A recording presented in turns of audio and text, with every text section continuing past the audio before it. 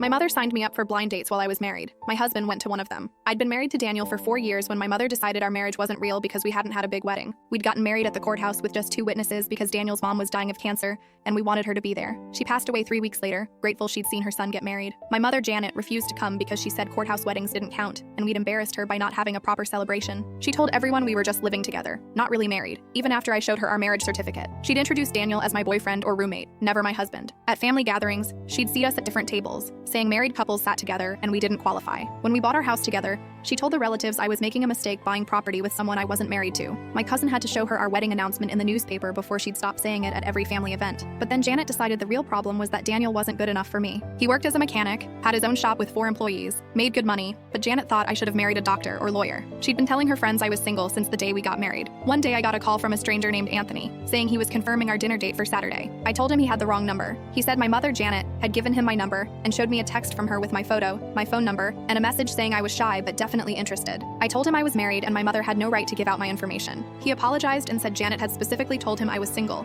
and looking for a serious relationship. This happened 3 more times in the next month, different men calling to confirm dates my mother had arranged. She'd signed me up on her church's singles ministry list without my knowledge. She'd given my information to her hairdresser's son, her dentist's nephew, and a man she met at the grocery store. Each time she told them I was single, successful, and desperate for a husband. I confronted her and she said she was just trying to help since I was stuck in a dead-end situation with Daniel. She actually said dead-end situation about my marriage. She claimed she was doing me a favor by finding me better options before I wasted my fertile years on someone who'd never amount to anything. I told her to stop immediately or I'd cut contact. She cried and said I'd thank her one day. The calls stopped for about 2 weeks. Then I found out she'd just gotten sneakier. She'd started using my work email that she'd gotten from my company website to sign me up for online dating sites. She created profiles with my real photos from my social media, my real job information, everything accurate except my relationship status. My coworker found my profile on 3 different sites and asked if Daniel and I had split up. I had to explain my mother was psychotic and trying to break up my marriage. Daniel was incredibly patient through all of this. He said Janet would get tired of it eventually, but then she escalated to actually showing up at these dates herself to explain why I was running late and keeping the men there. She'd sit with them for an hour talking about what a great daughter I was and how much I needed a successful man to take care of me.